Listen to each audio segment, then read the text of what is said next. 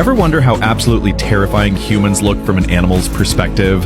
First, they'd see us as a bizarre, hypersexual species that somehow in heat 365 days a year, yet gets weirdly secretive about mating. But visually, we are the stuff of nightmares. By standing on two legs, we look unnaturally tall. We then cover our bodies in clothes with bright colors and patterns, which in the animal kingdom is the universal sign for, I am poisonous, do not touch me. So, to any wild animal, we look like giant, venomous monsters. Then there are our hands. They are two of the most terrifying things in nature, capable of grabbing, choking, and punching. But they're also equipment slots that can hold even deadlier tools. With a simple spear, we went from being prey for saber-toothed cats to hunting them to extinction.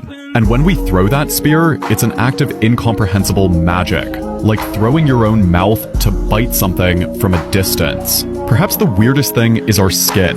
While other animals want more fur, we got rid of almost all of ours. And when an animal sees us change clothes, it must be horrifying. They're watching a creature that can rip off its own skin and instantly grow a new one. But the true terror begins when you put it all together. Imagine you're an antelope. You see a few of these tall, colorful monsters and you bolt, easily leaving them in the dust. You stop to catch your breath, and a few minutes later, you see them again, just walking, right on your trail. You run again, and again, and again. With each cycle, you get more and more exhausted, but they never stop. Their hairless skin is covered in glistening water, a bizarre water cooling system that gives them infinite stamina. They are an inescapable nightmare that just keeps coming, until you finally collapse in exhaustion and they walk up and stab you with one of their sticks. Finally, there's our language. To an animal that communicates with sense and simple gestures, the constant, complex chattering coming from our mouths is just alien noise. They could never know that these sounds are what allow us to think abstractly,